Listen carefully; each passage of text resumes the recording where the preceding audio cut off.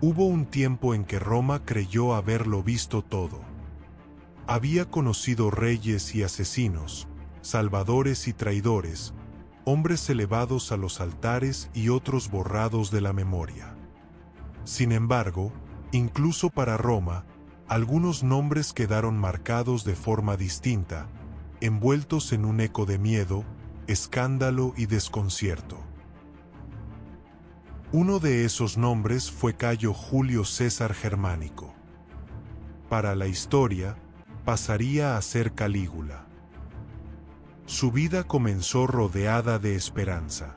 Nació en el seno de la familia más poderosa del imperio, heredero del prestigio de Augusto y del amor del pueblo hacia su padre, Germánico. Durante su infancia fue visto como un símbolo de continuidad, un niño criado entre soldados, protegido por el afecto de las legiones y destinado, aparentemente, a una vida de honor. Pero Roma no era un lugar para la inocencia. Antes de alcanzar la edad adulta, Calígula vería caer a su familia, sería testigo de traiciones, destierros y muertes silenciosas. Aprendería pronto que, en el corazón del poder, sobrevivir era más importante que ser justo, y callar más valioso que hablar. Cuando finalmente alcanzó el trono imperial, Roma lo recibió con júbilo. El pueblo celebró su llegada como el fin de una era de miedo. Durante un breve tiempo, el imperio creyó haber recuperado la luz. Esa esperanza no duraría. Lo que siguió fue uno de los reinados más inquietantes de la historia romana, un gobierno marcado por el exceso, la ruptura de todas las normas, el enfrentamiento abierto con el Senado y una figura imperial que pareció colocarse por encima de los hombres y de los dioses. Esta es la historia completa de Calígula. Desde su nacimiento hasta su muerte. Desde el niño del campamento hasta el emperador asesinado en su propio palacio. Una historia contada paso a paso, sin saltos, sin adornos modernos, siguiendo el hilo implacable del tiempo y de las fuentes antiguas. Porque antes de convertirse en leyenda, Calígula fue un hombre. Y Roma fue testigo de su ascenso y de su caída. Te invito a seguir el canal y a acompañarnos en más viajes entre la sombra y la historia. Capítulo 1. Nacimiento bajo el peso del imperio. En el año 12 después de Cristo, cuando el imperio romano parecía haber alcanzado por fin una estabilidad duradera, nació Cayo Julio César Germánico. Su llegada al mundo no fue un acontecimiento privado. Desde el primer instante, su vida quedó ligada al destino de Roma. Cayo nació el 31 de agosto del año 12 después de Cristo, en el seno de la dinastía que gobernaba el imperio.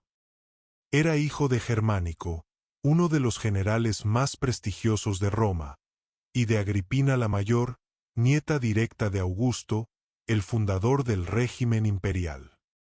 Por sangre y por nombre, el niño quedaba situado en el centro mismo del poder. En aquel momento, Augusto aún vivía. Tenía 74 años y gobernaba desde hacía más de 4 décadas.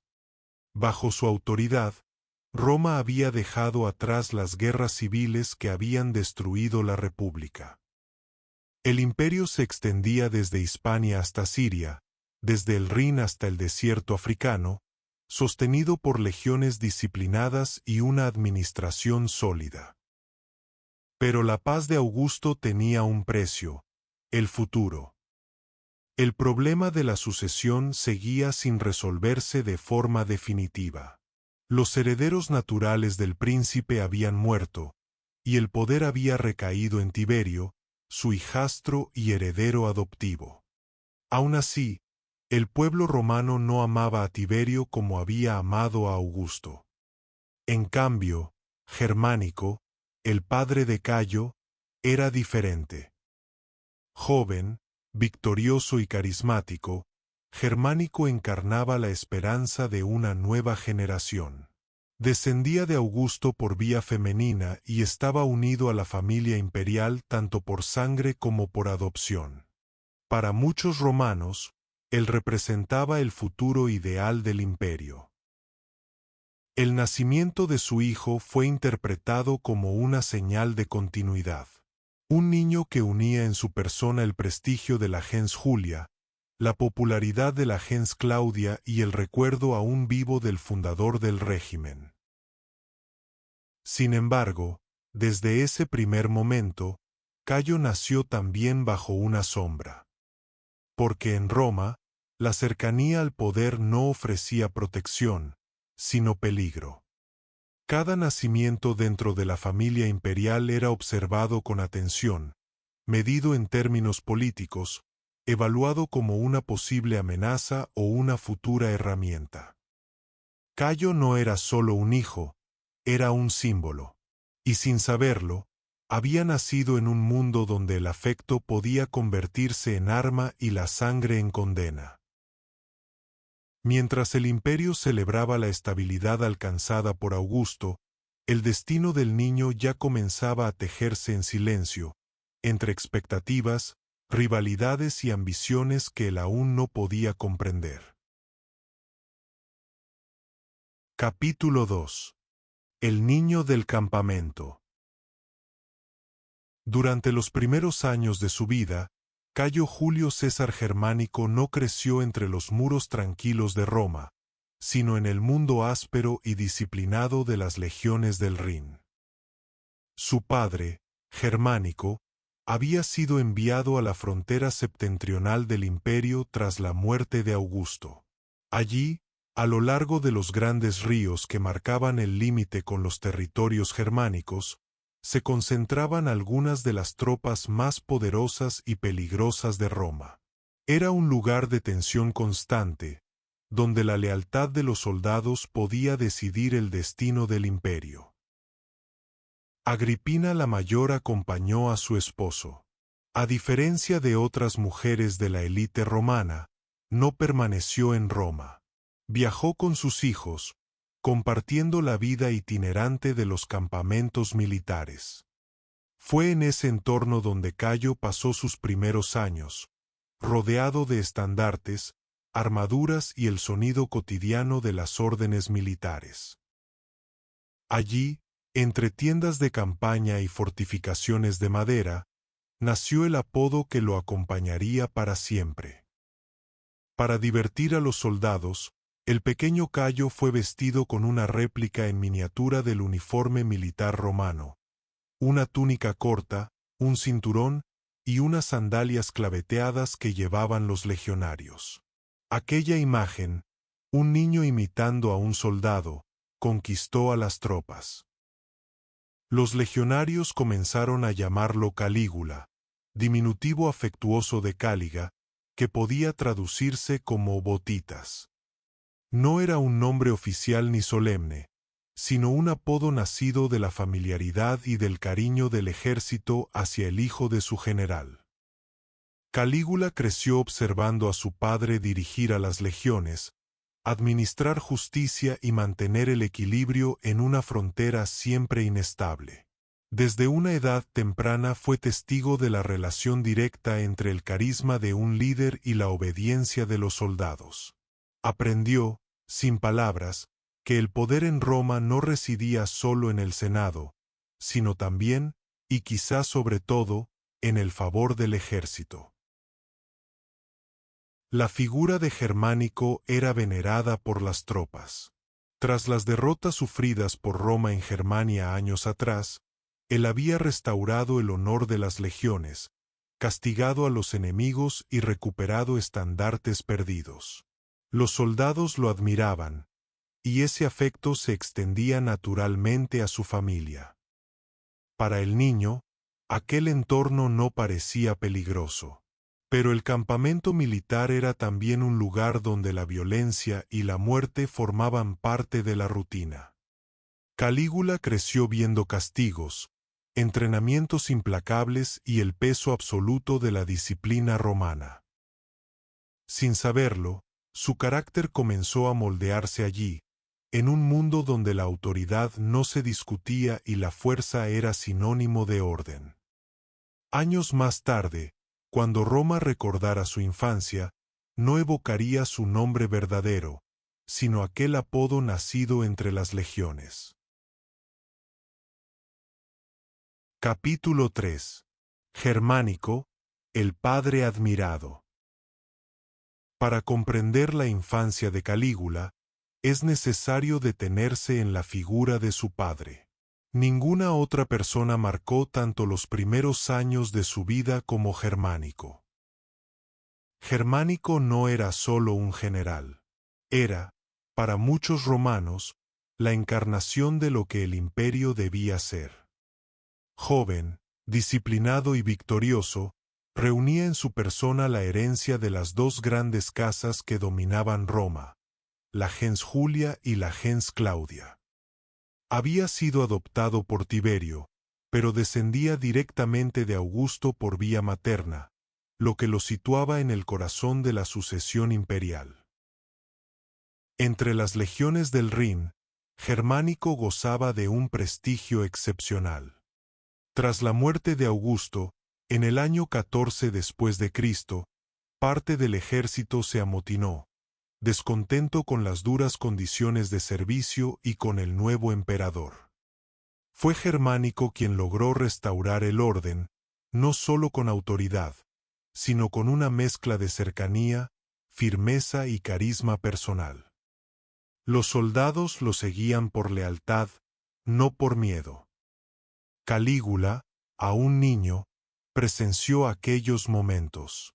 Vio cómo su padre hablaba a las tropas, cómo era aclamado y cómo su sola presencia bastaba para devolver la disciplina. Aquella relación entre un líder y el ejército quedó grabada en su memoria de forma profunda. Pero Germánico no era admirado solo por los soldados. En Roma, el pueblo lo veneraba.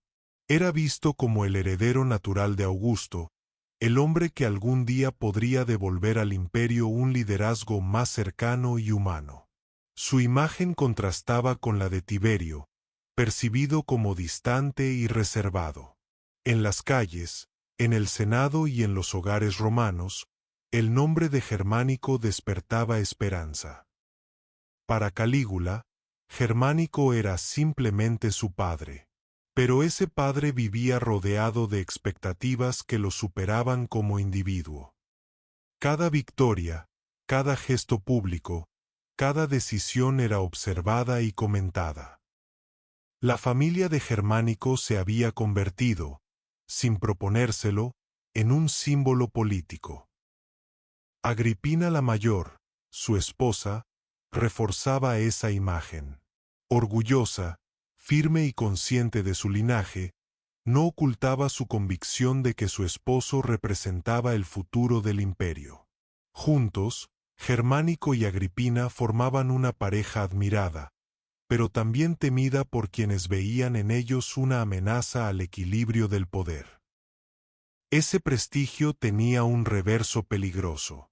Cuanto más crecía la popularidad de Germánico, más aumentaban las sospechas en Roma. En un sistema donde el emperador concentraba la autoridad suprema, el afecto excesivo del pueblo y del ejército hacia otro hombre podía convertirse en una condena. Calígula aún no podía comprenderlo, pero el destino de su padre estaba ya entrelazado con las tensiones internas del imperio.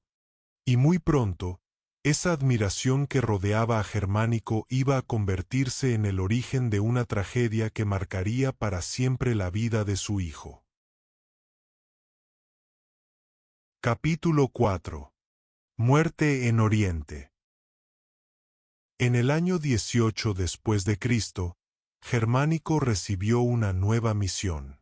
Tiberio, emperador de Roma, lo envió a las provincias orientales del imperio con poderes extraordinarios. Oficialmente, Se trataba de reorganizar la administración y asegurar la estabilidad en una región compleja y distante. Extraoficialmente, muchos vieron en ese traslado una forma de apartarlo del Rin y de la cercanía directa con las legiones más peligrosas. Germánico partió hacia Oriente acompañado por su familia. Calígula, aún muy joven, viajó con sus padres por territorios que iban desde Grecia hasta Asia Menor y Siria.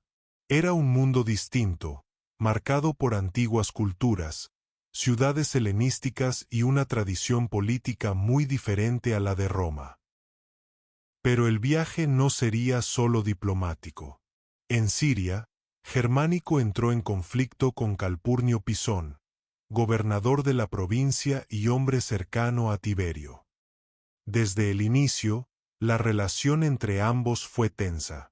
Pisón desobedecía órdenes, anulaba decisiones de Germánico y parecía actuar con una autonomía que rozaba el desafío abierto. La situación se deterioró rápidamente. En el año 19 después de Cristo, mientras se encontraba en Antioquía, Germánico enfermó de forma repentina. Su estado empeoró con rapidez. Antes de morir, convencido de haber sido víctima de una conspiración, denunció haber sido envenenado. Señaló directamente a Pisón y a su entorno como responsables. Germánico murió lejos de Roma, con apenas 33 años. La noticia sacudió el imperio.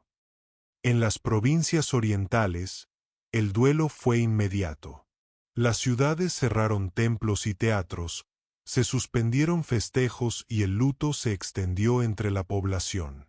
Cuando la noticia llegó a Roma, el impacto fue aún mayor. El pueblo reaccionó con una mezcla de dolor y furia. Para muchos, Germánico no solo había muerto, había sido eliminado. La sospecha se extendió rápidamente más allá de Pisón. Aunque nunca se pudo probar de forma definitiva, muchos romanos creyeron que Tiberio había estado implicado, directa o indirectamente, en la muerte de su hijo adoptivo. El emperador, frío y distante, no logró disipar esas dudas. Su reacción pública fue contenida, casi austera, lo que alimentó aún más el resentimiento popular. Para Agripina la Mayor, la muerte de su esposo fue el inicio de una guerra abierta. Convencida de que Germánico había sido asesinado, convirtió el duelo en una acusación implícita contra el poder imperial. Regresó a Roma con las cenizas de su marido, acompañada de una multitud que veía en ella a la viuda del hombre que debía haber gobernado. Calígula, todavía niño, perdió a su padre en circunstancias que nadie quiso olvidar. Aquella muerte no fue un final discreto, sino el comienzo de una fractura profunda dentro de la familia imperial. Desde ese momento, la sombra de la sospecha se instaló sobre su vida. Porque en Roma, la muerte de un hombre amado no desaparecía con el tiempo. Se transformaba en memoria y en rencor. Capítulo 5. Agripina la Mayor contra el poder. Tras la muerte de Germánico, Agripina la Mayor dejó de ser únicamente la viuda de un héroe. Se convirtió en una figura política. Regresó a Roma con las cenizas de su esposo en el año 19 después de Cristo, y la ciudad la recibió con una mezcla de compasión y admiración. Para el pueblo, Agripina representaba la dignidad herida de una familia que había dado a Roma a uno de sus hombres más queridos. Para el poder imperial, en cambio, se convirtió en un problema. Agripina no aceptó el silencio. Convencida de que Germánico había sido asesinado, dirigió sus sospechas contra Pisón, pero también dejó entrever que el crimen no podía haberse cometido sin el conocimiento de instancias superiores. Aunque nunca acusó abiertamente a Tiberio, Sus gestos, palabras y actitudes transmitían una desconfianza clara hacia el emperador. El juicio contra Pisón, celebrado en Roma, fue seguido con enorme expectación.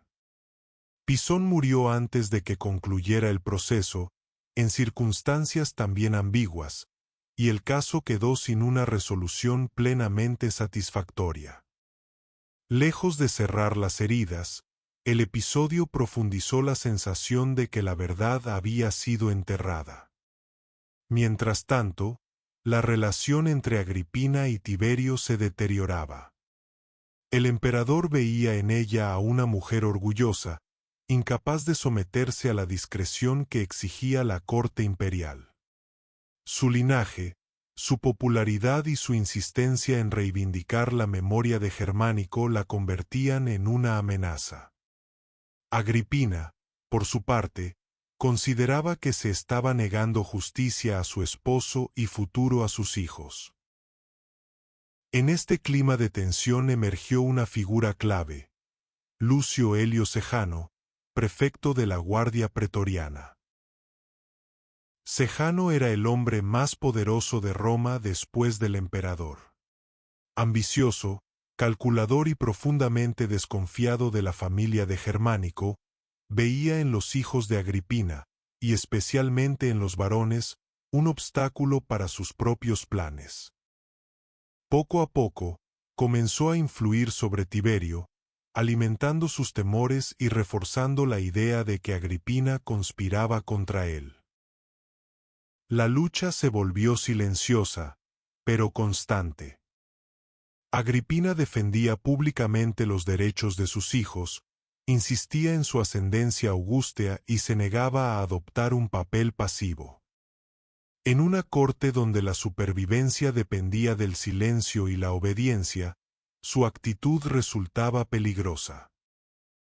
Calígula, aún muy joven, observaba cómo su madre pasaba de ser una figura respetada a convertirse en alguien vigilado. La familia empezó a sentir el peso de la sospecha. Gestos, palabras y relaciones eran escrutados. El entorno se volvió hostil. En Roma, el poder no necesitaba actuar de inmediato. Bastaba con esperar.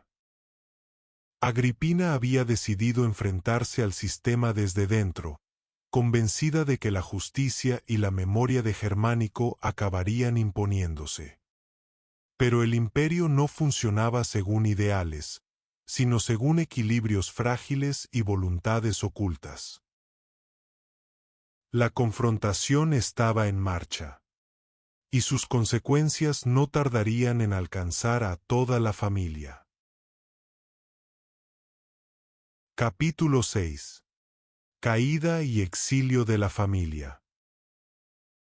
Con el paso de los años, la posición de Agripina la Mayor en Roma se volvió insostenible. La hostilidad del poder imperial ya no se limitaba a la vigilancia o al aislamiento social. La confrontación había entrado en su fase decisiva. Bajo la influencia creciente de Sejano, Tiberio comenzó a actuar. Las acusaciones no fueron directas ni claras.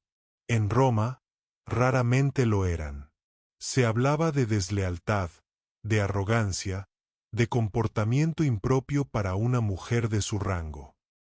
A los hijos de Agripina, especialmente a los varones mayores, se los empezó a señalar como ambiciosos, peligrosos, demasiado cercanos al recuerdo de Germánico.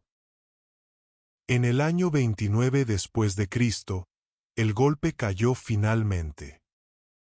Agripina fue acusada de conspiración y desterrada a la isla de Pandataria, el mismo lugar al que años antes había sido enviada Julia, la hija de Augusto. Allí fue confinada en condiciones duras, aislada del mundo y privada de cualquier influencia política. Sus hijos no corrieron mejor suerte. Nerón Julio César, el mayor, fue arrestado y enviado al exilio. Druso Julio César, el segundo, fue encarcelado en Roma, recluido en una prisión subterránea. Ambos fueron víctimas de un proceso lento y cruel, diseñado no para castigar de inmediato, sino para borrar poco a poco a la descendencia de Germánico. Uno a uno, fueron eliminados. Nerón murió en el destierro. Druso falleció tras años de encierro, consumido por el abandono y la privación. Según las fuentes, llegó incluso a alimentarse del relleno de su lecho antes de morir. La brutalidad no fue pública, pero sí implacable. Agripina, desde su exilio, contempló la destrucción de su familia. Privada de noticias fiables, aislada y vigilada, terminó por dejarse morir. En el año 33 después de Cristo, falleció lejos de Roma, sin honores, sin funeral y sin justicia. Con ella desaparecía la mujer que había desafiado al poder imperial en nombre de la memoria de Germánico. Para Calígula, la caída de su familia fue una lección definitiva. A diferencia de sus hermanos mayores, él sobrevivió. Demasiado joven para representar una amenaza inmediata, fue apartado discretamente de la escena política. Primero vivió bajo la tutela de familiares, y más tarde, sería llevado a convivir directamente con el propio emperador. Había aprendido, a un precio insoportable, una verdad esencial sobre Roma. El prestigio no protegía. La sangre no garantizaba seguridad. Y enfrentarse al poder sin medir cada gesto podía significar la destrucción absoluta. Calígula había visto desaparecer a su padre, a su madre y a sus hermanos. Desde ese momento, su vida dejó de estar guiada por la esperanza, solo quedaba la supervivencia. Capítulo 7. Soledad en Roma. Tras la caída definitiva de su madre y de sus hermanos, Calígula quedó solo. Era todavía un adolescente cuando comprendió que su apellido, lejos de protegerlo, lo convertía en un ser peligroso para quienes gobernaban. La familia que había dado a Roma uno de sus hombres más admirados había sido casi borrada. Él era el único varón superviviente, y eso lo convertía, al mismo tiempo, en una amenaza latente y en una pieza útil. Durante estos años, Calígula permaneció en Roma, apartado de la vida pública y bajo una vigilancia constante. No estaba encarcelado, pero tampoco era libre. Cada relación, cada palabra, cada gesto era observado. El recuerdo de lo ocurrido a su madre y a sus hermanos era suficiente para mantenerlo en silencio. Aprendió rápido. Comprendió que la franqueza podía matar y que la prudencia era la única forma de sobrevivir. A diferencia de Agripina, Calígula no mostró oposición abierta ni reivindicó la memoria de Germánico en público. Se adaptó a la corte imperial con una docilidad que sorprendió a muchos. Esa actitud no era sumisión, era cálculo. Las fuentes antiguas coinciden en que, durante esta etapa, Calígula desarrolló una capacidad extraordinaria para ocultar sus pensamientos. Aprendió a decir lo que se esperaba de él, a mostrar gratitud hacia quienes lo vigilaban y a no despertar sospechas. Su carácter, aún en formación, se volvió hermético. Tiberio, desde la distancia, observaba. El emperador no confiaba en él, pero tampoco veía una razón inmediata para eliminarlo. Calígula no contaba con apoyos políticos, ni con influencia en el Senado, ni con el respaldo del ejército. Era, a ojos del poder, un superviviente sin fuerza. Al mismo tiempo, su linaje seguía siendo valioso. Por sangre, Calígula seguía siendo nieto de Augusto. Eliminarlo por completo habría supuesto borrar una parte demasiado visible de la dinastía. Mantenerlo con vida, controlado y aislado, resultaba más conveniente. Durante estos años, Calígula fue aprendiendo las reglas no escritas del régimen imperial. Observó cómo funcionaban las acusaciones, cómo se destruía a un adversario sin necesidad de violencia abierta, cómo el miedo podía gobernar sin mostrarse. La soledad fue su maestra. Sin familia, sin aliados y sin poder, Calígula se convirtió en un espectador silencioso del sistema que había destruido a los suyos. Cada día reforzaba una convicción profunda. En Roma, sobrevivir no dependía de la justicia, sino de la capacidad de adaptarse. Muy pronto, esa capacidad sería puesta a prueba de forma definitiva. Porque el emperador, retirado del mundo, estaba a punto de llamar al joven superviviente a su lado. Capítulo 8. Capri.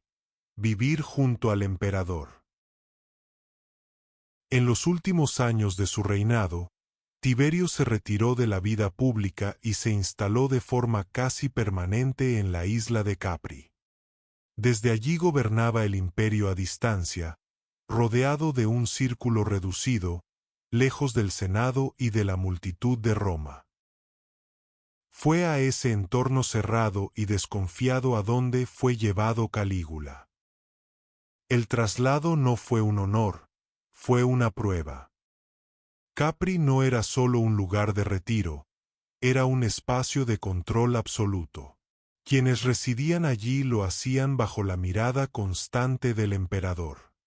Para Calígula, convivir con Tiberio significaba estar más cerca del poder que nunca, y al mismo tiempo, más expuesto que en cualquier otro momento de su vida. Tiberio observaba al joven con atención. Veía en él, al hijo del hombre que Roma había amado más que a él mismo. También veía al último varón de una rama familiar que había sido casi aniquilada. No confiaba en Calígula, pero sentía curiosidad por su carácter. Durante su estancia en Capri, Calígula se comportó con una prudencia extrema. Las fuentes coinciden en que nunca expresó rencor, ni mostró ambición, ni dejó escapar una palabra que pudiera interpretarse como desafío. Participaba en la vida de la corte, obedecía, sonreía cuando era necesario y guardaba silencio cuando convenía. Era, en apariencia, el joven perfecto para un régimen basado en la sospecha. Tiberio llegó a reconocer esa habilidad. Según Suetonio, el emperador afirmó que Calígula no tenía nada de la nobleza de Germánico, pero sí una extraordinaria capacidad para adaptarse. En Capri, Calígula aprendió que la supervivencia no consistía en imponerse, sino en pasar desapercibido. Allí fue testigo directo del funcionamiento íntimo del poder imperial. Vio cómo se decidían destinos sin debate, cómo una acusación bastaba para destruir una vida, cómo el miedo sustituía a la ley. Aprendió que el emperador podía estar ausente de Roma, pero no de la mente de quienes gobernaban en su nombre. Capri fue una escuela silenciosa. Calígula no salió de allí fortalecido en autoridad, ni respaldado por aliados, pero sí transformado. La pérdida de su familia, la vigilancia constante y la convivencia con un emperador desconfiado moldearon su carácter de forma irreversible. Había aprendido a ocultar sus emociones, a no revelar sus intenciones, a sobrevivir sin ser visto. Cuando dejó Capri, ya no era el niño del campamento ni el adolescente solitario de Roma. Era un hombre que había entendido el verdadero rostro del poder. y ese conocimiento pronto tendría consecuencias. Capítulo 9. La muerte del viejo emperador. En la primavera del año 37 después de Cristo, el largo reinado de Tiberio llegó a su fin. El emperador tenía 77 años y llevaba casi una década gobernando desde la distancia, recluido en Capri, apartado de Roma y del Senado. Su poder seguía siendo absoluto, pero su presencia se había vuelto fantasmal. Las decisiones se transmitían por mensajeros, la autoridad, por el miedo acumulado durante años. En marzo de ese año, la salud de Tiberio se deterioró de forma definitiva.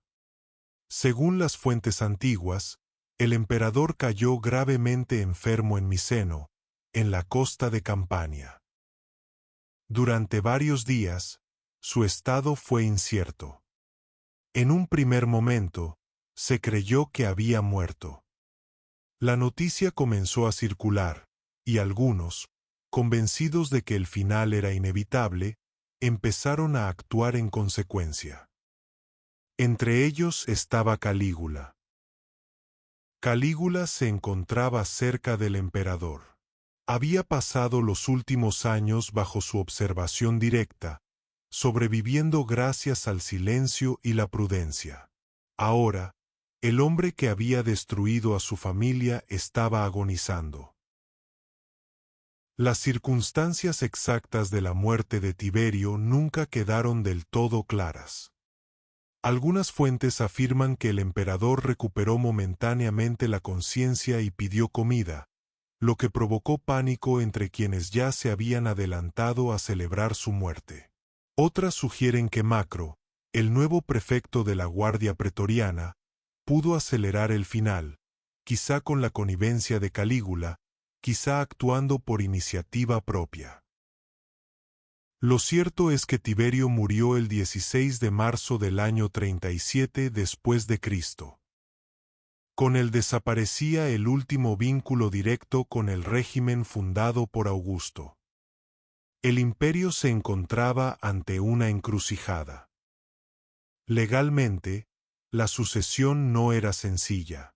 Tiberio había designado herederos conjuntos, Calígula y Tiberio Gemelo, su nieto biológico. Pero Gemelo era aún joven y carecía de apoyos. Calígula, en cambio, contaba con algo mucho más decisivo, el recuerdo de Germánico y el favor del ejército. La Guardia Pretoriana, bajo el mando de Macro, se posicionó rápidamente. El Senado, temeroso y agotado tras años de terror político, no ofreció resistencia. El pueblo de Roma, al conocer la noticia, reaccionó con alivio y esperanza. El nombre de Cayo despertaba recuerdos de una época mejor. El joven que había sobrevivido al exterminio de su familia se encontraba, de pronto, ante una posibilidad que durante años había sido impensable. El camino al poder se abría. Y Roma, cansada del miedo, estaba dispuesta a seguirlo. Capítulo 10. El heredero inesperado. La muerte de Tiberio dejó al imperio en un instante de suspensión. Durante años, el poder había estado concentrado en una figura distante y temida. Ahora, ese vacío debía llenarse con rapidez, antes de que la incertidumbre se transformara en caos. Formalmente, Calígula no era el único heredero. El testamento de Tiberio había establecido una sucesión compartida entre él y Tiberio Gemelo, nieto del emperador. Pero la ley y la realidad rara vez coincidían en Roma. Calígula tenía 24 años. Era joven, pero no inexperto. Había pasado años observando el funcionamiento del poder desde su lugar más oscuro. Además, llevaba un nombre que el pueblo no había olvidado. Gemelo, en cambio, era apenas un adolescente, sin carisma, sin apoyos y sin el respaldo del ejército. La decisión se tomó rápidamente. La Guardia Pretoriana, dirigida por Macro, actuó con determinación. Los soldados juraron lealtad a Calígula, no como cogobernante, sino como único emperador. El Senado, enfrentado a un hecho consumado, ratificó la decisión sin resistencia. Tras años de miedo, nadie estaba dispuesto a desafiar a las tropas. El 18 de marzo del año 37 después de Cristo, Calígula fue proclamado emperador de Roma. Con ese acto, dejó de ser el superviviente silencioso de Capri y se convirtió en el hombre más poderoso del mundo romano. El apodo nacido en los campamentos del Rin pasó a ocupar el centro de la vida política imperial. Calígula. La reacción popular fue inmediata.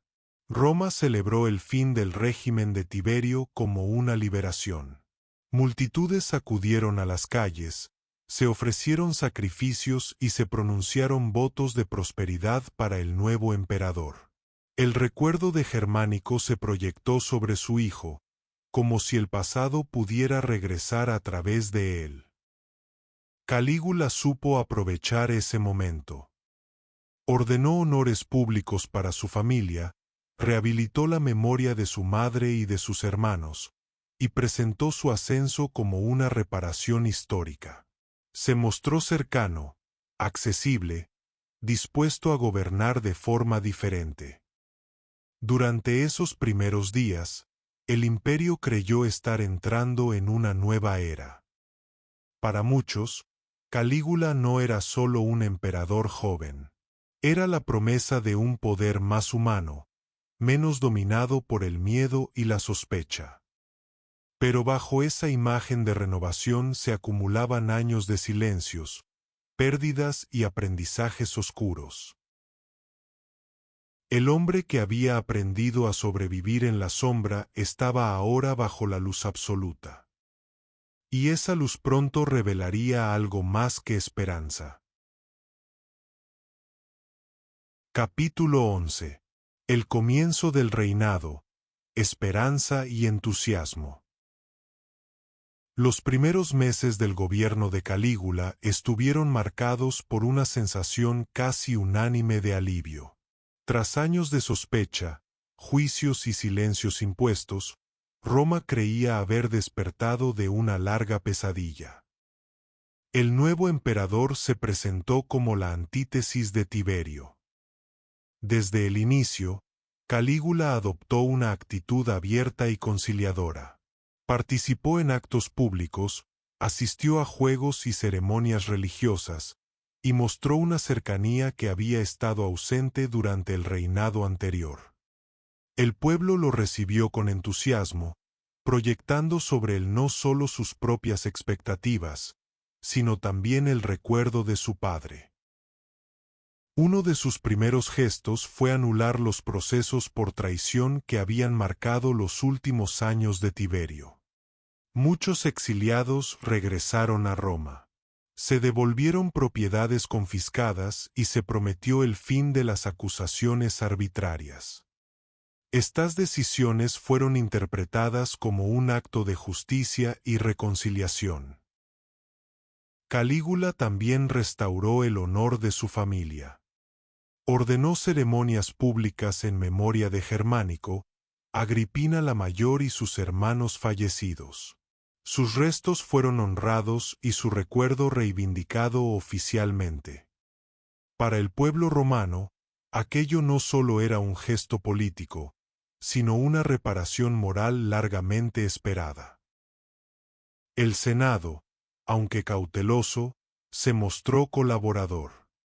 Calígula devolvió formalmente algunas prerrogativas a la institución, permitió el debate en determinadas cuestiones y evitó, al menos en apariencia, el tono autoritario que había caracterizado a su predecesor. Durante un breve tiempo, pareció posible una convivencia más equilibrada entre el emperador y la aristocracia. El emperador también se mostró generoso. Organizó juegos, espectáculos y distribuciones de alimentos. Gastó grandes sumas en festejos que celebraban no solo su ascenso, sino el renacimiento de una relación más cercana entre el poder y el pueblo. Roma volvió a sentir que el emperador estaba presente. Las monedas acuñadas en esos meses reflejaban esa imagen. Un príncipe joven, legítimo, heredero de Augusto y Germánico, garante de estabilidad y continuidad. El régimen parecía haber encontrado, por fin, un rostro amable. Durante este periodo, Calígula gobernó con moderación. No hubo purgas, ni ejecuciones masivas, ni gestos de violencia extrema. La memoria del pasado reciente parecía haber impuesto una cierta prudencia. Sin embargo, esa armonía descansaba sobre un equilibrio frágil. Bajo la superficie, el nuevo emperador concentraba cada vez más poder en su persona. Las decisiones importantes pasaban por él, y su voluntad empezaba a sustituir a los mecanismos tradicionales. El entusiasmo popular, lejos de limitarlo, reforzaba su autoridad. Roma creía estar viviendo el inicio de una era luminosa. Pero esa luz dependía por completo de un solo hombre. Y muy pronto, ese hombre iba a cambiar. Capítulo 12. El emperador joven. Durante el primer año de su reinado, Calígula gobernó como un príncipe decidido a ganarse la confianza del imperio. Su juventud, lejos de ser un obstáculo, se convirtió en una herramienta política. Representaba un contraste evidente con la vejez y el aislamiento de Tiberio. Las medidas populares se sucedieron con rapidez.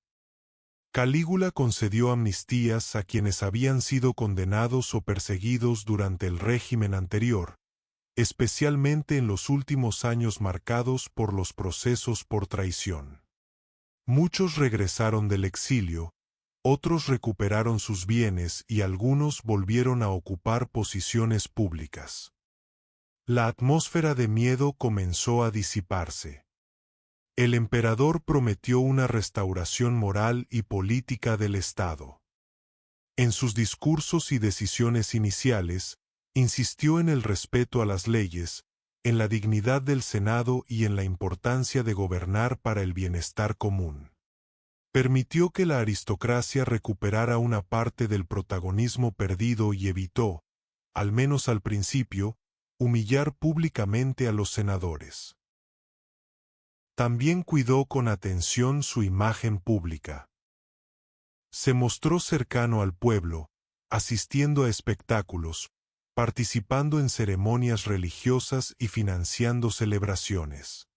Las distribuciones de dinero y alimentos reforzaron la sensación de que el nuevo emperador estaba dispuesto a compartir la prosperidad del poder. Uno de los gestos más significativos fue su insistencia en presentarse como continuador del legado de Augusto. Calígula subrayó su vínculo familiar con el fundador del imperio y adoptó un lenguaje de estabilidad, concordia y renovación. Para muchos romanos, aquello parecía cerrar definitivamente el ciclo de tensiones iniciado tras la muerte de Augusto. En el ámbito militar, reafirmó su respeto por las legiones, consciente del papel que habían jugado en su ascenso. Aunque no emprendió campañas inmediatas, mantuvo una relación cuidadosa con el ejército, asegurando su lealtad y su prestigio. Durante estos meses, nada parecía anunciar una ruptura radical. El joven emperador parecía gobernar con moderación, incluso con cierta prudencia. Las heridas del pasado parecían cicatrizar. El pueblo lo aclamaba, el Senado colaboraba y el imperio funcionaba sin grandes sobresaltos.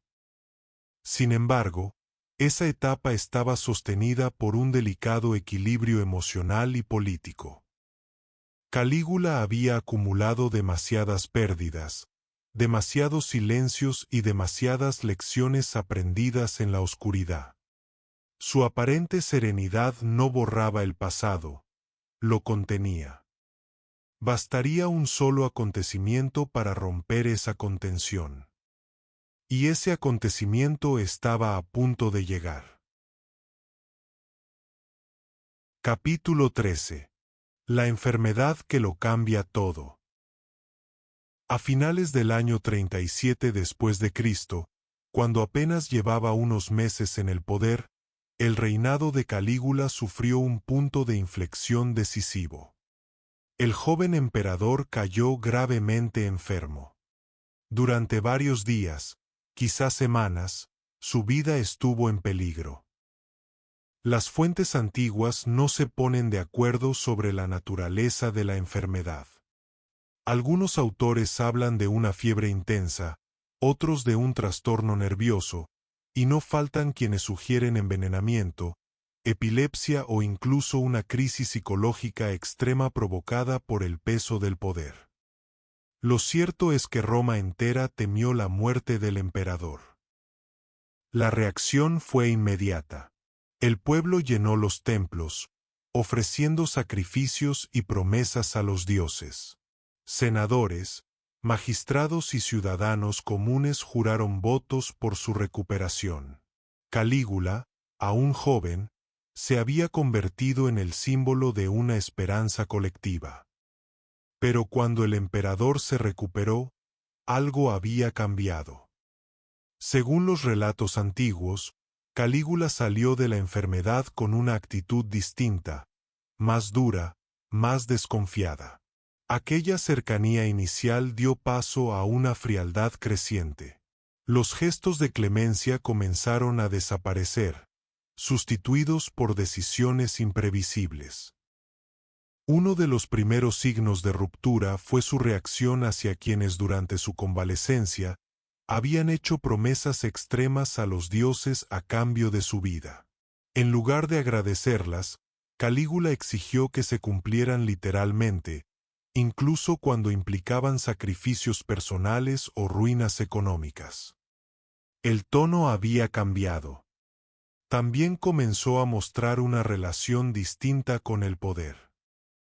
El emperador ya no parecía interesado en compartir protagonismo con el Senado.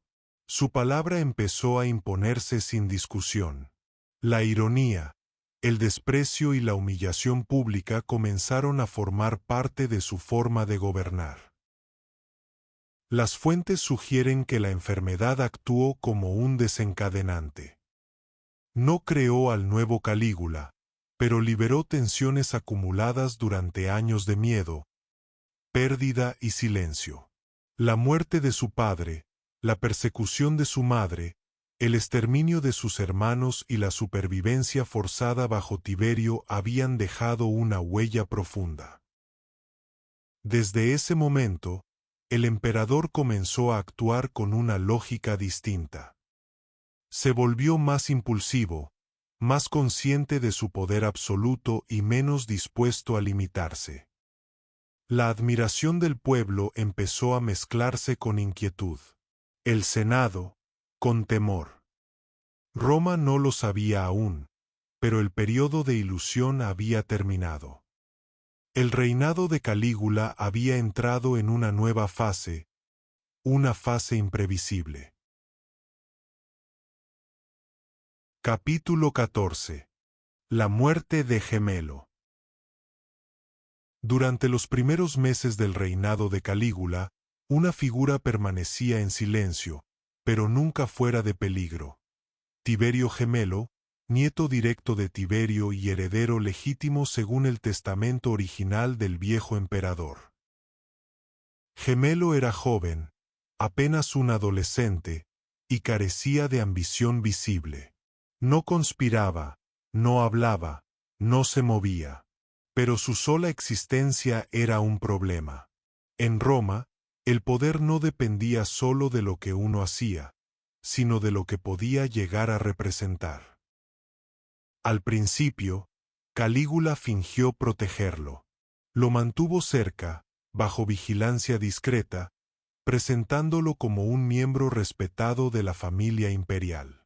Era un gesto político, tranquilizar al Senado y apaciguar a quienes aún recordaban la voluntad de Tiberio. Pero la enfermedad que había golpeado al emperador cambió el equilibrio interno del poder.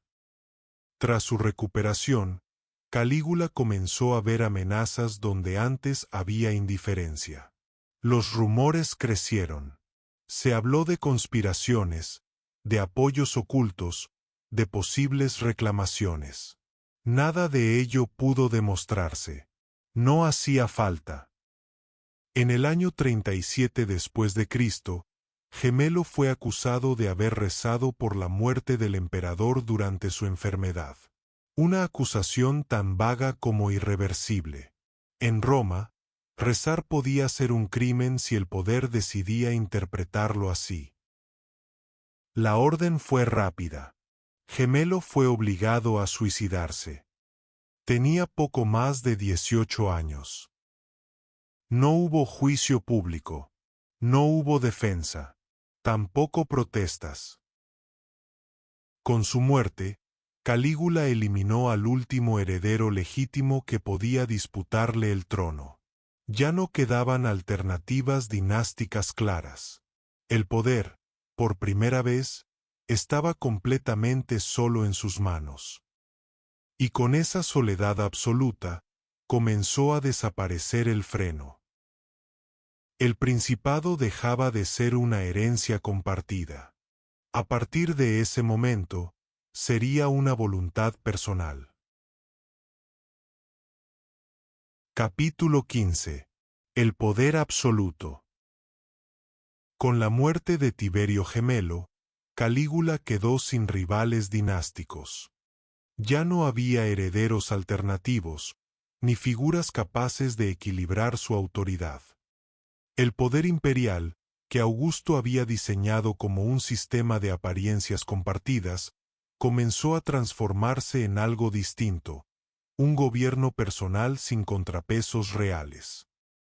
Hasta ese momento, Calígula había mantenido ciertas formas. Respetaba, al menos en público, al Senado. Consultaba decisiones. Escuchaba consejos. Pero tras eliminar al último posible sucesor legítimo, la contención desapareció. El joven emperador empezó a actuar como fuente única de la ley. Las decisiones dejaron de justificarse. Las órdenes ya no necesitaban explicación. El Senado, reducido a un órgano ceremonial, comprendió que su función había cambiado. Ya no estaba allí para gobernar junto al príncipe, sino para obedecerlo. Calígula comenzó a humillar a la aristocracia senatorial de forma sistemática. Obligar a senadores a correr junto a su carro, ridiculizarlos en público o someterlos a audiencias degradantes no era simple crueldad. Era un mensaje político. El poder ya no residía en la tradición, sino únicamente en su persona. El equilibrio que Augusto y Tiberio habían mantenido, basado en el disimulo, la prudencia y el respeto formal a las instituciones, se rompió. Calígula no buscaba consenso, buscaba sumisión.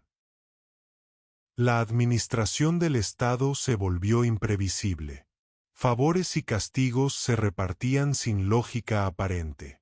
Un día un senador era celebrado, al día siguiente, acusado. La inseguridad se instaló en Roma, no por la guerra, sino por la arbitrariedad. En ese clima, el miedo empezó a sustituir al respeto. El principado ya no era una magistratura excepcional. Se estaba convirtiendo en una expresión directa del poder absoluto. Y cuando el poder deja de tener límites visibles, comienza a buscar una justificación más elevada. La siguiente etapa marcaría ese paso. Capítulo 16. Las hermanas del emperador. Desde el inicio de su gobierno personal, Calígula rompió otro de los equilibrios tradicionales del principado: la separación entre la esfera privada y el poder político. En ese nuevo espacio, tres figuras adquirieron una visibilidad inédita en la historia de Roma: sus hermanas Drusila, Agripina la Menor y Livila. Las tres eran hijas de Germánico y Agripina la Mayor. Las tres habían sobrevivido a la persecución, al exilio y a la caída de su familia. Y ahora, junto a su hermano, regresaban al centro mismo del poder imperial. Calígula no solo las rehabilitó públicamente, las colocó en una posición institucional inédita. Sus nombres aparecieron en juramentos oficiales. Sus imágenes acompañaron a la del emperador en monedas y actos públicos. Se les otorgaron honores reservados hasta entonces a esposas imperiales o figuras masculinas del linaje. Entre ellas, Drusila ocupó un lugar singular. Calígula mostró hacia ella una cercanía extrema. La presentó como su compañera constante, la hizo partícipe de ceremonias oficiales, y de forma explícita, la señaló como posible sucesora en caso de morir sin descendencia. Un gesto sin precedentes en Roma. Las fuentes antiguas, Suetonio y Dion Casio principalmente, hablaron de una relación incestuosa. Estas acusaciones, imposibles de probar con certeza, reflejan tanto la intensidad del vínculo como el escándalo que provocó. Más allá de la verdad íntima, lo esencial es el hecho político. Drusila fue elevada por encima de cualquier otra figura femenina del imperio. Agripina y Livila, por su parte, también gozaron de privilegios, pero su relación con el emperador fue más inestable. La cercanía al poder implicaba riesgo. En la corte de Calígula, el favor podía cambiar sin aviso. La presencia constante de las hermanas en la vida pública alteró las normas no escritas del principado.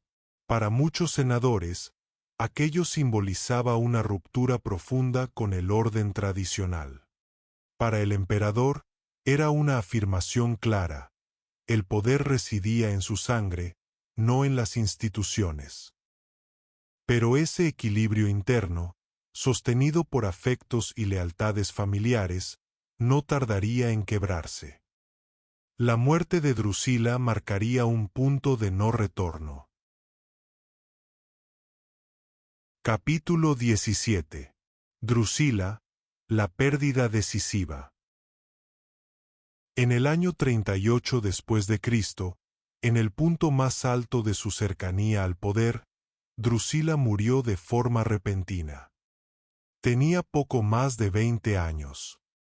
Las fuentes no ofrecen una causa clara: enfermedad, fiebre, quizá una complicación súbita. En Roma, la muerte no necesitaba explicación para ser devastadora. Para Calígula, fue un golpe absoluto. Drusila no era solo su hermana. Era su confidente, su apoyo emocional, la figura que había compartido con él el trauma de la caída familiar y el ascenso inesperado al poder. Su pérdida dejó al emperador sin su único vínculo afectivo estable. La reacción fue inmediata y extrema. Calígula decretó luto público obligatorio. Cerró templos, suspendió juicios y prohibió cualquier manifestación de alegría en Roma. Quien fuera sorprendido sonriendo, celebrando o incumpliendo el duelo podía ser castigado. El dolor del emperador se convirtió en ley del Estado. Poco después, Calígula dio un paso aún más radical: divinizó a Drusila. La declaró diva Drusilla, ordenó su culto oficial y la elevó al rango de deidad, algo sin precedentes para una mujer de la familia imperial que no había sido emperatriz. Para muchos romanos, aquel gesto marcó una frontera simbólica. No solo era la expresión de un duelo desmedido, era la señal de que el emperador comenzaba a confundir el orden humano con el divino, y su voluntad personal con la estructura del imperio. Tras la muerte de Drusila, el comportamiento de Calígula se volvió más errático. Las fuentes describen cambios bruscos de humor, accesos de ira, decisiones imprevisibles y una creciente desconfianza hacia quienes lo rodeaban.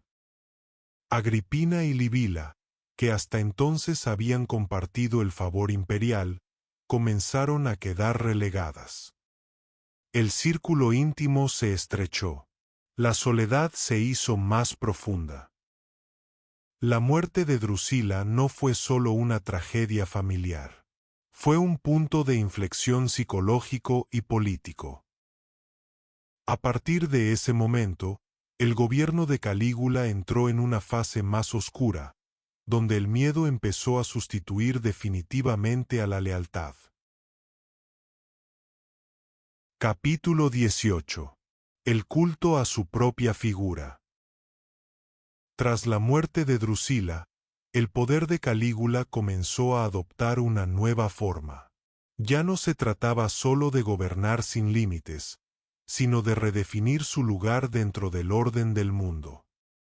El emperador dejó de presentarse como el primer ciudadano de Roma para situarse, de manera abierta, por encima de los hombres. Hasta entonces, el culto imperial había sido una práctica cuidadosamente controlada. Augusto había permitido su veneración solo en las provincias y siempre de forma indirecta. En Roma, la idea de un emperador vivo convertido en Dios seguía siendo, al menos oficialmente, una línea infranqueable. Calígula decidió cruzarla. Comenzó a identificarse con deidades del panteón romano y griego. Apareció en público vestido como Júpiter, Apolo o Hércules. Mandó colocar estatuas suyas en templos tradicionales y ordenó que se le rindieran honores divinos. En algunos casos, exigió sacrificios dirigidos directamente a su persona. El gesto no era simbólico, era político. Al situarse como figura divina, Calígula rompía con la ficción institucional del principado. Ya no necesitaba el Senado, ni la tradición, ni la legitimidad heredada. Su autoridad no provenía de Roma, sino de los dioses o de sí mismo. Uno de los actos más provocadores fue la orden de erigir su estatua en el Templo de Jerusalén, un espacio sagrado para los judíos donde la imagen humana estaba prohibida. La medida desató una crisis grave en Oriente y solo fue evitada gracias a la intervención del gobernador de Siria, que retrasó su ejecución hasta la muerte del emperador. En Roma, el impacto fue profundo. Para la aristocracia, aquella divinización en vida no era solo una excentricidad. Era una negación del orden republicano que aún sobrevivía en las formas. Pero Calígula no retrocedió, al contrario. La frontera entre poder humano y poder sagrado quedó definitivamente borrada. El emperador ya no se concebía como gobernante de Roma, sino como figura central del universo político y religioso. Ese paso aceleró el aislamiento del emperador y profundizó el miedo entre quienes lo rodeaban. El culto a su figura no unió al imperio. Lo separó del hombre que lo gobernaba. Capítulo 19. Relación con el Senado y degradación institucional.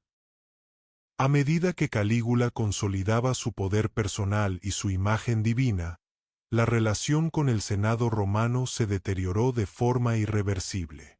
Lo que había comenzado como desconfianza mutua se transformó en hostilidad abierta y sistemática humillación institucional. El Senado había sido, desde Augusto, un pilar simbólico del régimen. Aunque su poder real era limitado, conservaba dignidad, prestigio y la ilusión de participación en el gobierno. Calígula decidió destruir incluso esa apariencia. Las sesiones senatoriales se convirtieron en escenarios de burla. El emperador obligaba a senadores de alto rango a correr junto a su carro, a permanecer de pie durante horas, o a escuchar reproches públicos sin posibilidad de respuesta. La dignitas, valor esencial de la aristocracia romana, fue sustituida por el miedo al ridículo y a la acusación. Calígula se refería a los senadores como esclavos, y a veces como enemigos. Despreciaba su linaje, cuestionaba su lealtad y los acusaba de hipocresía. En privado y en público, dejó claro que ya no los necesitaba. Las magistraturas perdieron sentido. Los cargos se otorgaban y retiraban sin criterio aparente. Las decisiones se tomaban fuera de los órganos tradicionales, en espacios privados, sin actas ni deliberación. El Senado dejó de ser un espacio político para convertirse en una audiencia pasiva del emperador. Algunos senadores intentaron adaptarse. Otros se retiraron en silencio. Unos pocos comenzaron a temer por su vida. La degradación institucional no fue accidental.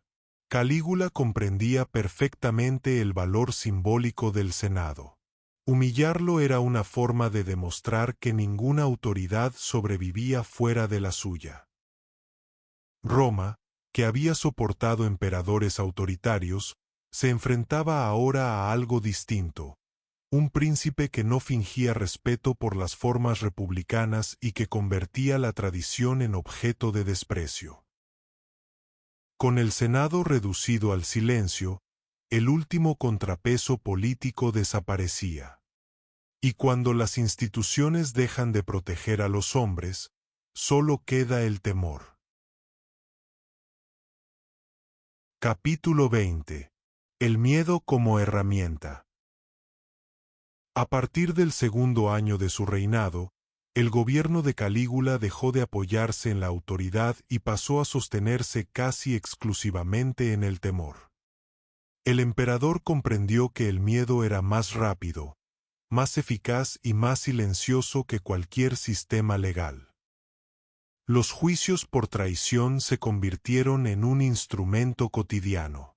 La acusación de maiestas, el delito contra la dignidad del emperador, se utilizó de forma arbitraria. No hacía falta conspirar. Bastaba con haber hablado demasiado, con haber callado en el momento equivocado o con haber despertado sospechas sin saberlo. El proceso judicial perdió todo sentido.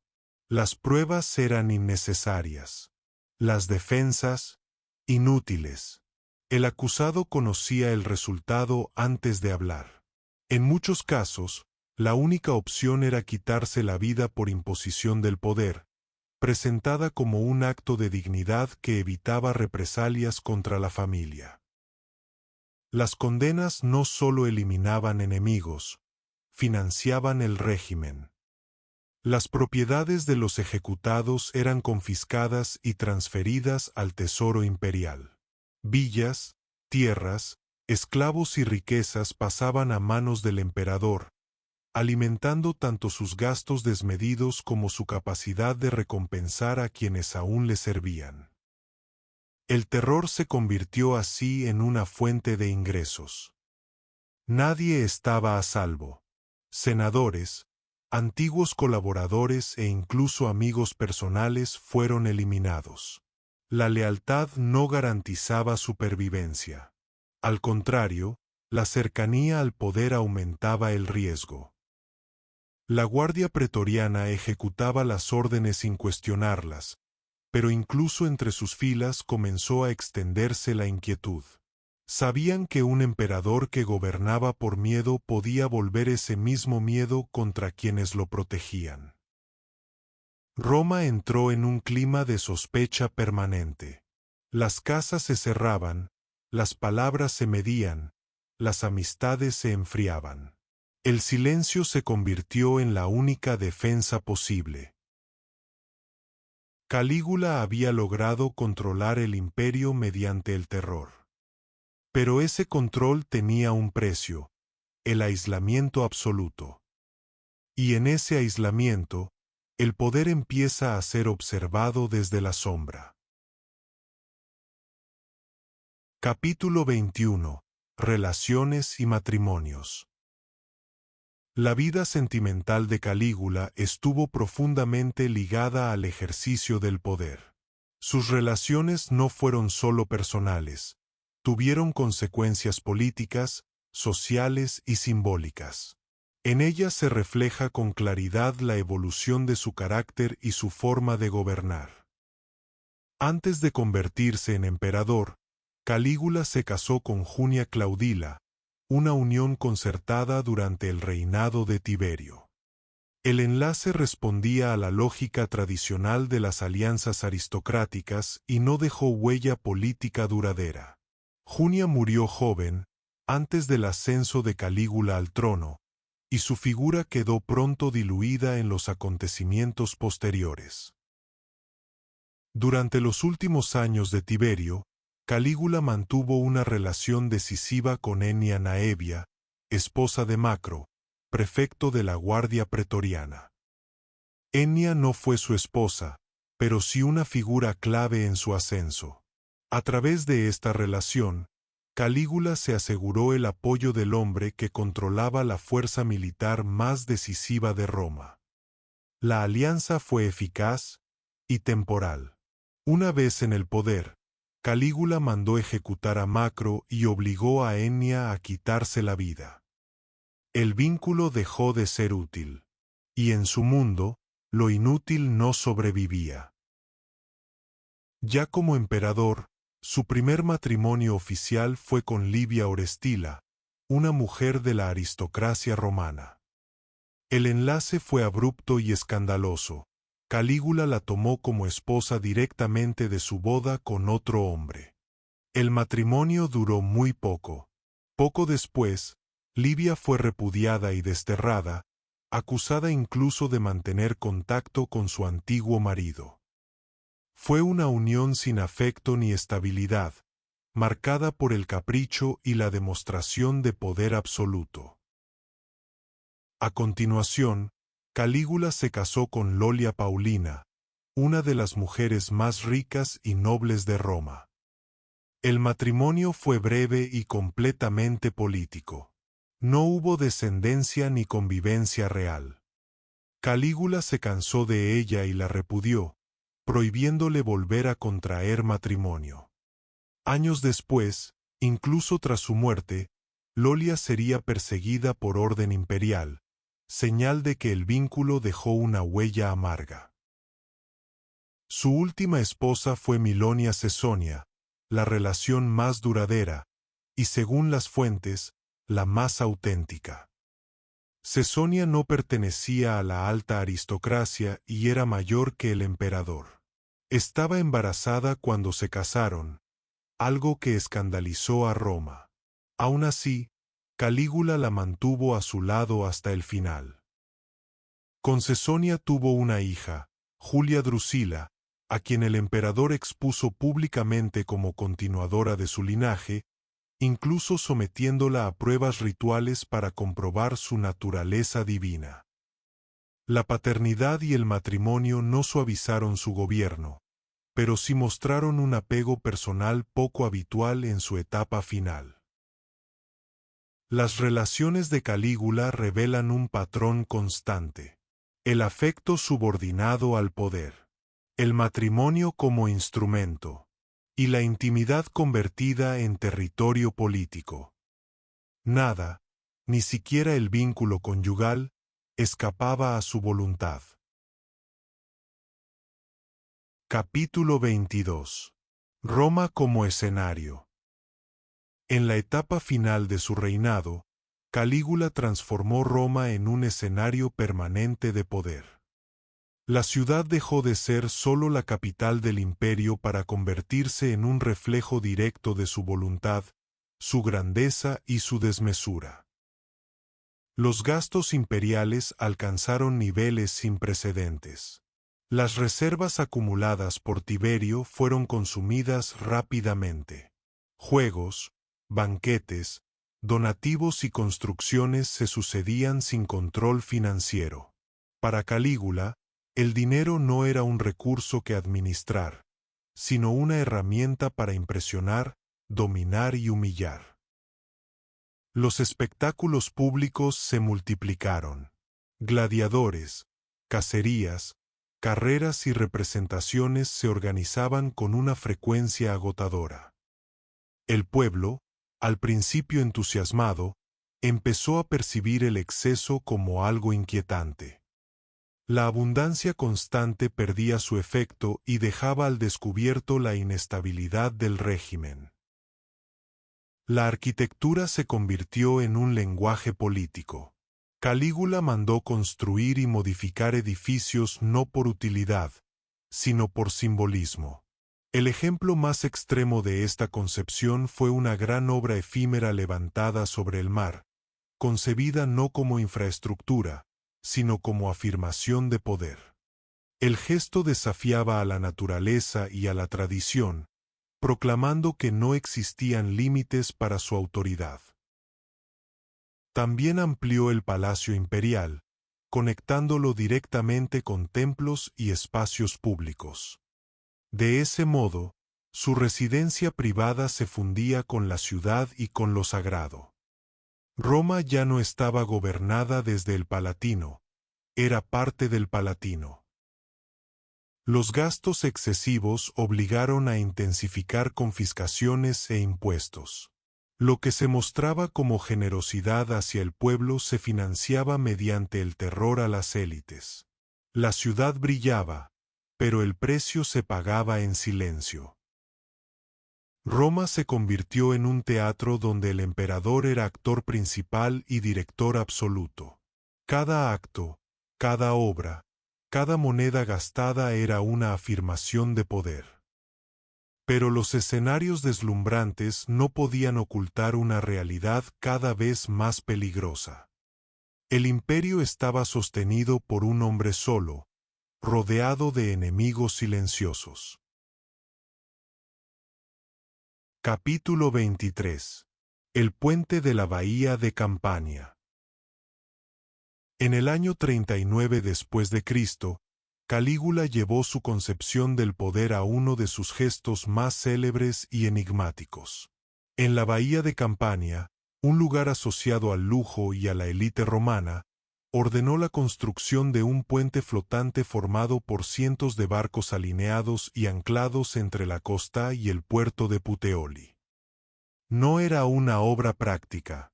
No tenía función militar ni económica. Era un acto simbólico. Según las fuentes antiguas, el gesto estaba ligado a una profecía. Un astrólogo había asegurado en el pasado que Calígula tenía tantas probabilidades de convertirse en emperador como de cruzar a caballo aquella bahía. El puente fue su respuesta, un desafío directo al destino, a los dioses y a cualquier límite impuesto desde fuera. Calígula cruzó el puente vestido con armadura, a veces identificado con Alejandro Magno, otras con un héroe mítico. Cabalgó de un extremo al otro mientras el pueblo observaba. No era una demostración de ingeniería. Era una proclamación. Lo imposible no existía para él. El gesto también tenía un mensaje político. Al someter el mar, símbolo tradicional del caos y lo incontrolable, Calígula se presentaba como una figura capaz de dominar incluso a la naturaleza. Era una forma de reafirmar su condición divina ante Roma y ante sí mismo. Pero el puente tuvo consecuencias. La construcción fue costosa, desestabilizó el tráfico marítimo y evidenció el uso arbitrario de recursos imperiales.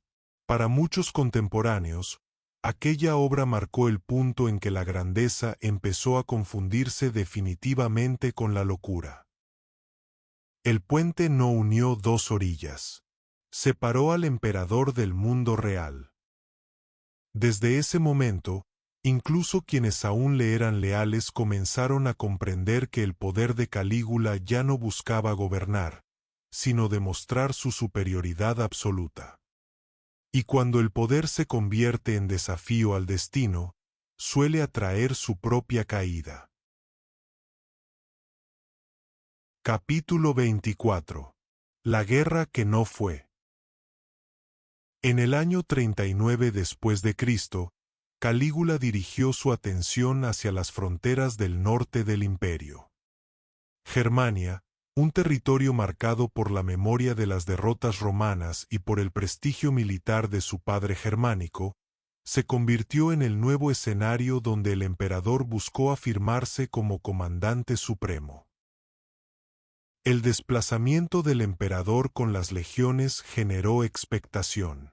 Roma esperaba una gran campaña, una victoria que consolidara su autoridad militar y restaurara la gloria familiar. Calígula necesitaba ese reconocimiento. Hasta entonces, su poder se había apoyado más en el miedo que en el prestigio de las armas. Sin embargo, la campaña nunca llegó a materializarse.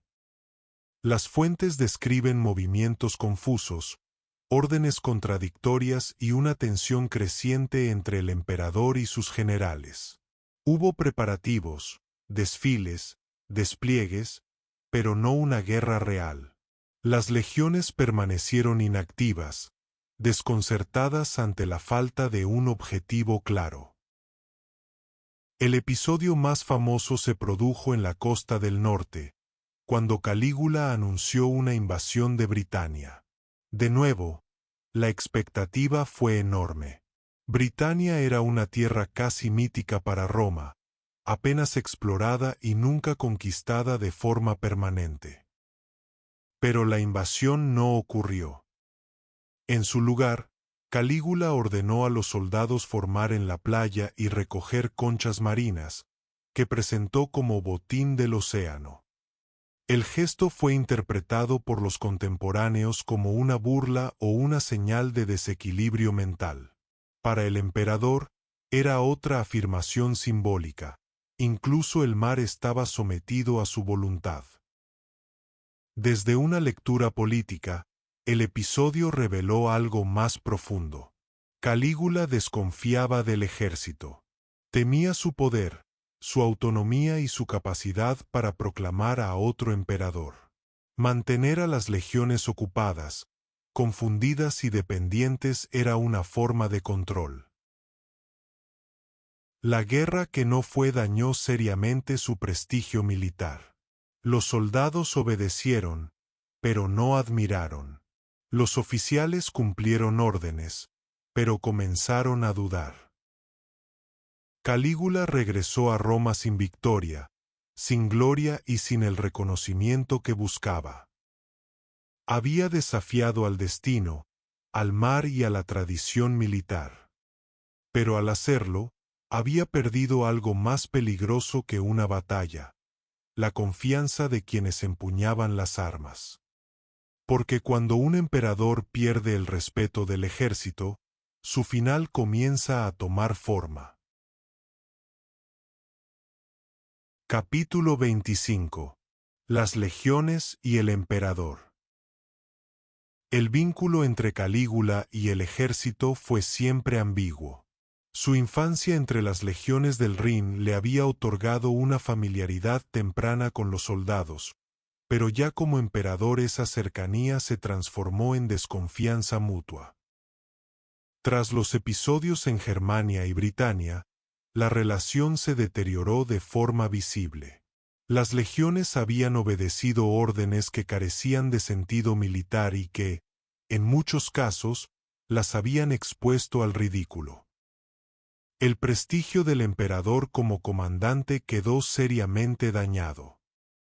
Calígula exigía disciplina absoluta, pero no ofrecía a cambio la legitimidad de la victoria. Recompensaba y castigaba de manera arbitraria. Hoy el soldado era premiado, mañana, acusado. Esa imprevisibilidad minó la lealtad.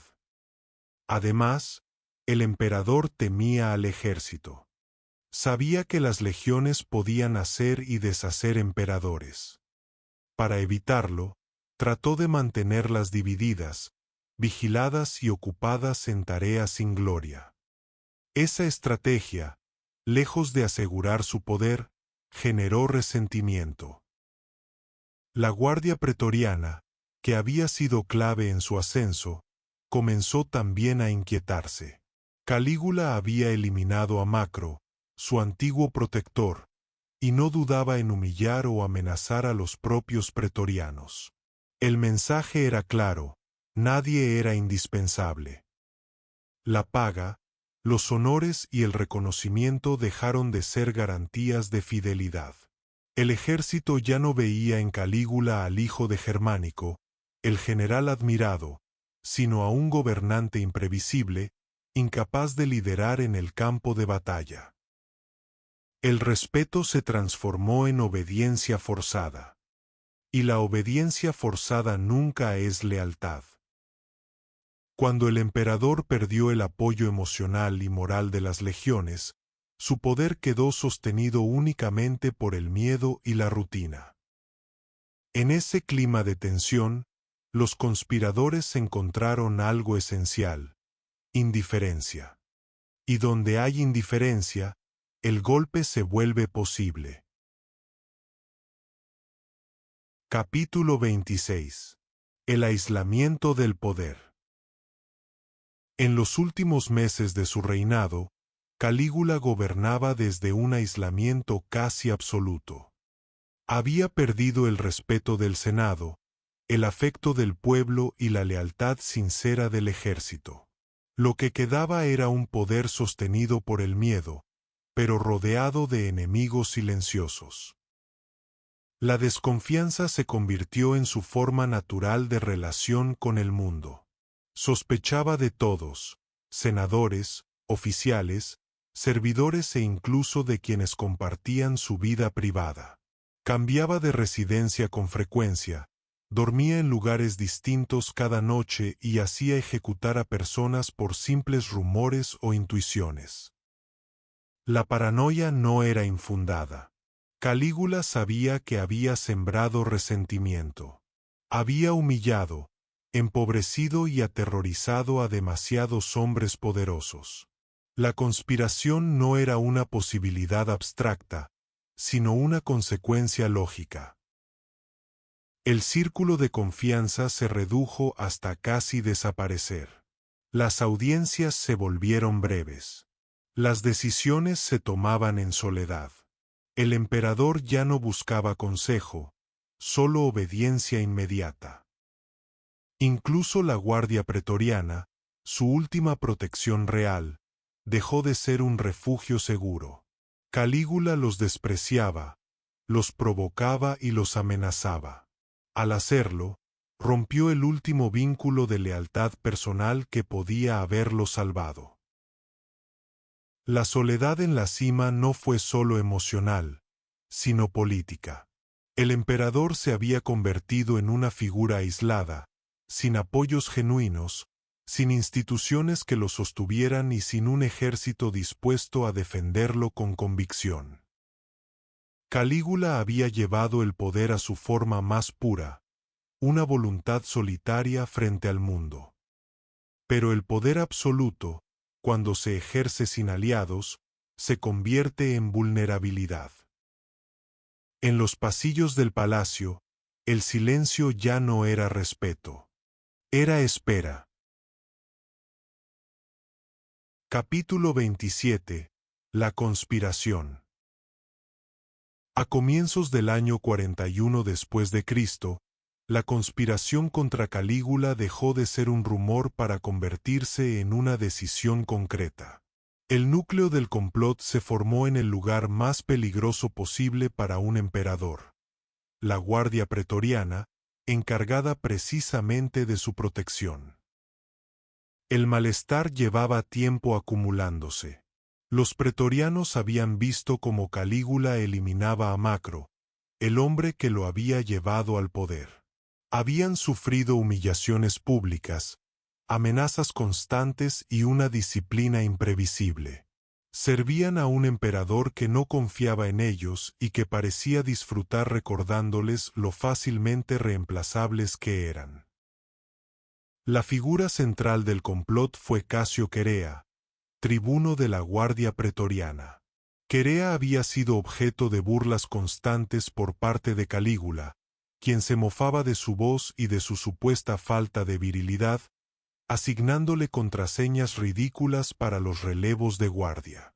Aquellas humillaciones personales se sumaron a un descontento más profundo, la convicción de que el emperador era un peligro para el Estado. A su alrededor se agruparon otros oficiales y senadores descontentos. No todos compartían la misma motivación. Algunos actuaban por venganza personal o por miedo. Otros por una idea, quizá tardía, de salvar las instituciones romanas del colapso definitivo.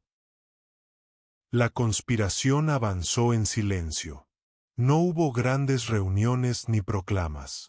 El plan era simple: matar al emperador en un momento de vulnerabilidad, dentro del palacio, lejos de las multitudes y del ejército regular. Calígula, paradójicamente, no ignoraba del todo el peligro. Su paranoia lo había llevado a desconfiar de todos, pero esa desconfianza se volvió indiscriminada y, por tanto, inútil. Cuando todos son sospechosos, nadie lo es de verdad. El emperador siguió con su rutina, convencido de que el miedo bastaba para protegerlo. Pero el miedo no detiene a quien ya no teme perder nada. El complot estaba listo. Solo faltaba el momento. Capítulo 28. El asesinato en el palacio. El 24 de enero del año 41 después de Cristo, Calígula se encontraba en el Palacio Imperial, participando en los juegos y representaciones organizadas en honor del divino Augusto. Nada en la jornada parecía distinto. El emperador se movía con normalidad, protegido por la rutina y la presencia constante de la Guardia Pretoriana. Fue precisamente esa rutina la que lo expuso. Al abandonar una representación teatral para dirigirse a sus aposentos a través de un pasillo cubierto, Calígula quedó momentáneamente aislado. Allí lo esperaban los conspiradores. Casio Querea encabezó el ataque. El primer golpe no fue mortal. Calígula intentó defenderse, pero otros pretorianos se unieron de inmediato. Las puñaladas se sucedieron con rapidez. El emperador cayó al suelo, atravesado repetidas veces. Tenía 28 años. Su muerte fue brutal, pero no inmediata. Las fuentes hablan de un cuerpo destrozado, de una violencia acumulada que iba más allá de la necesidad de matar. Era el ajuste de cuentas de años de humillación, miedo y silencio. La violencia no terminó con él. Milonia Cesonia, su esposa, fue asesinada poco después. No hubo juicio ni acusación formal. Era parte del entorno imperial y eso bastaba. Fue ejecutada sin resistencia. Su hija, Julia Drusila, aún un bebé, también fue asesinada. Las fuentes relatan que fue estrellada contra una pared o apuñalada. El objetivo era claro: no debía quedar ningún heredero, ninguna posibilidad de continuidad dinástica. En cuestión de minutos, la familia imperial desapareció. El palacio quedó en silencio. Los conspiradores no proclamaron inmediatamente a un nuevo emperador. No había plan para el día después. Solo la certeza de que Calígula no podía seguir vivo. Con su muerte, terminó uno de los reinados más breves y perturbadores de la historia romana. Pero Roma no encontró alivio inmediato. La pregunta ahora no era quién había muerto, sino quién gobernaría. Capítulo 29. El silencio tras la sangre. Tras el asesinato de Calígula, el palacio imperial quedó sumido en un silencio tenso. No hubo celebraciones. No hubo proclamaciones inmediatas. Roma despertó sin emperador y sin instrucciones claras. Durante horas, la ciudad no supo qué había ocurrido realmente. Los rumores se extendieron con rapidez, pero nadie hablaba en voz alta. El miedo no desapareció con la muerte del tirano. Permanecía suspendido en el aire, como si el poder aún no hubiera decidido retirarse. El Senado vio en ese vacío una oportunidad largamente esperada. Algunos senadores propusieron restaurar la República, abolir el Principado y devolver el gobierno a las antiguas magistraturas. Por un instante, Roma pareció retroceder en el tiempo, recordando un orden perdido. Pero el imperio ya no podía volver atrás. Mientras el Senado debatía, otro poder actuaba. En los pasillos del Palacio Imperial, un hombre sobrevivía precisamente porque nadie lo había considerado nunca una amenaza.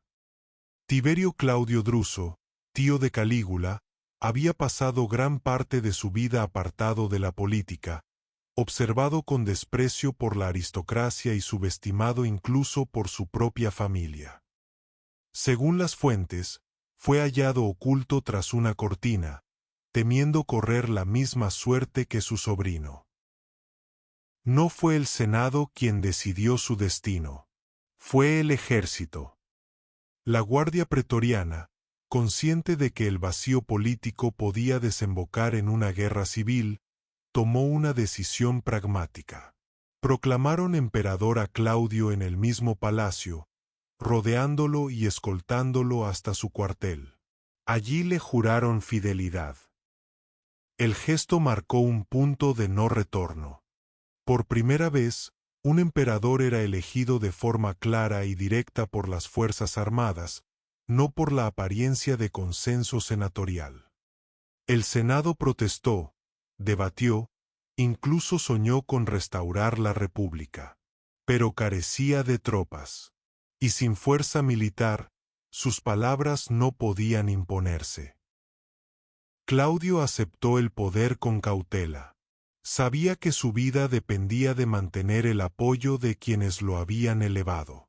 Confirmó privilegios, aseguró recompensas y ofreció estabilidad. El imperio, exhausto tras el reinado de Calígula, aceptó la transición casi con alivio.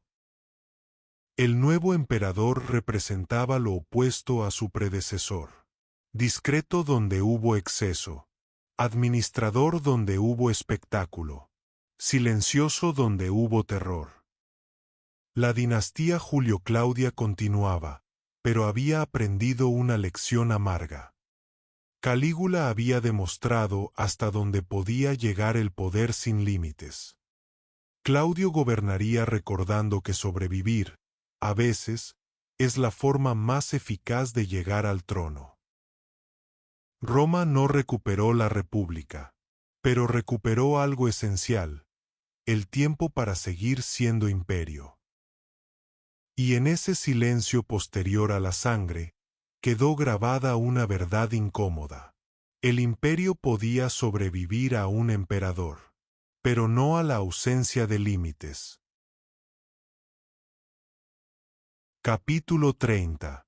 El juicio de la historia. Tras su muerte, Calígula no fue juzgado por un tribunal romano. Fue juzgado por algo más duradero, la memoria escrita. Y en ese juicio, su condena fue casi unánime.